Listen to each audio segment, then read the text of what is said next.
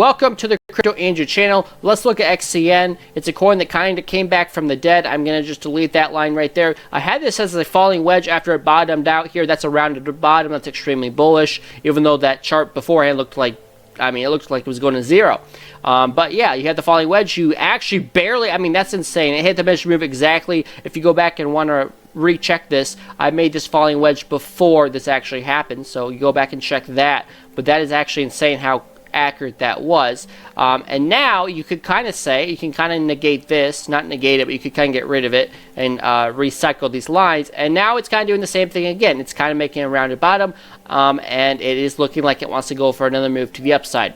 Now, how do you get the measure move?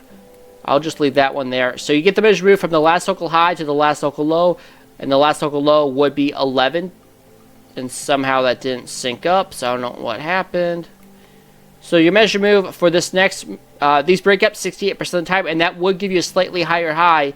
And I'll just move this green line up. That is your measure move right there, up to 5556 on, I'll do an orange line because that's the target. That is the measure move on XCN right now. This is on the weekly time frame. The weekly time frame is oversold, so the stock RSI looks good for a possible move to the upside. The 3-day chart is overbought. I don't like that. I don't like the 2-day, and I don't probably like the daily. Daily's okay.